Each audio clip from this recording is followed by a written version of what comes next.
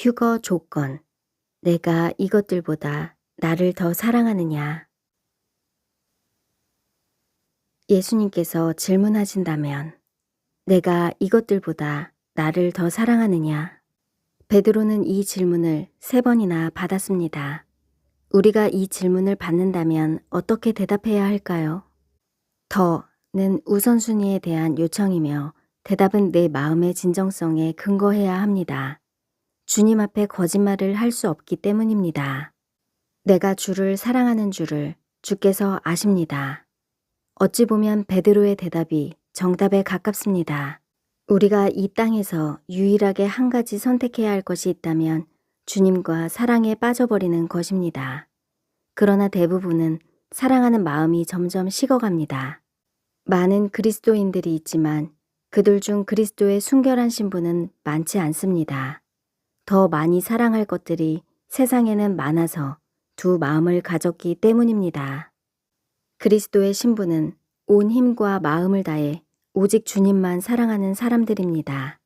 라오디게아 교회는 종교인으로 가득해서 영혼의 목마름이 사라졌습니다. 주님은 그들의 문 밖에 서 계셔야 했습니다. 너희도 가려느냐? 많은 신자들이 세상으로 떠나갈 때 우리는 이 질문을 받을 것입니다. 베드로는 또 정답을 말했습니다. 주여, 영생의 말씀이 주께 있사오니 우리가 누구에게로 가오리이까?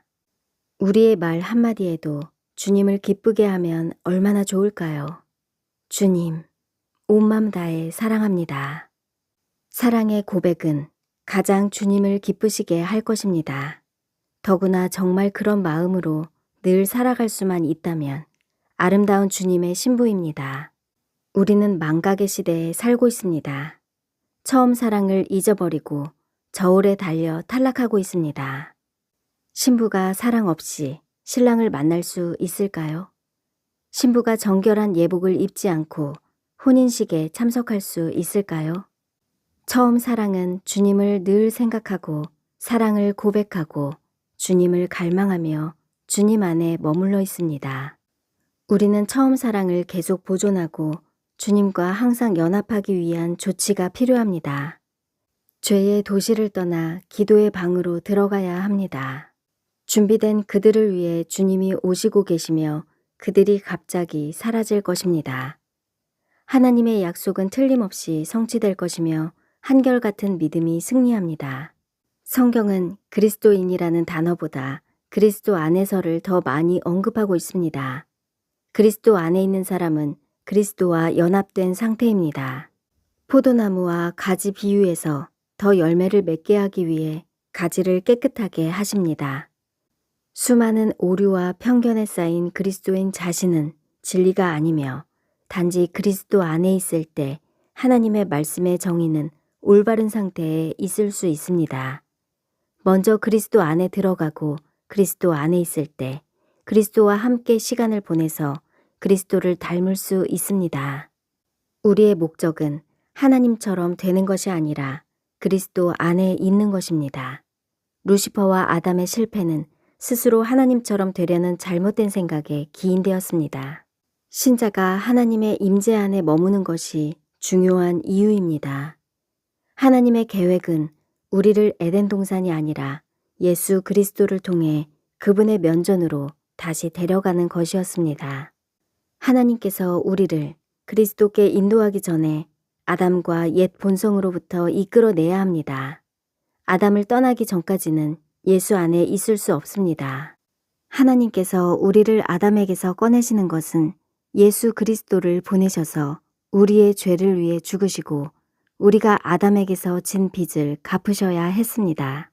십자가 위에서 하나님은 내가 아담으로부터 물려받은 옛 자아 그리스도와 함께 십자가에 못 박게 하십니다. 우리가 성령을 통해 거듭나는 과정이 필요한 이유입니다.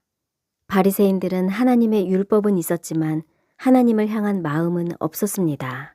겉모습은 그랬지만 속은 더러운 것들로 가득 차 있었습니다. 그러므로 그리스도 안에 있는 사람은 그리스도를 사랑하는 마음으로 가득할 수밖에 없습니다. 만약 처음 사랑을 잃어버린 상태라면 울며 통곡하며 죄악된 삶을 회개해야 할 것입니다.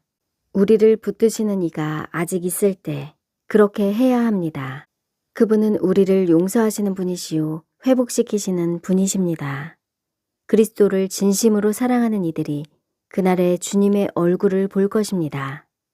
그들은 필멸의 몸으로 변형된 자신을 느낄 것이고 공중으로 올려질 것입니다.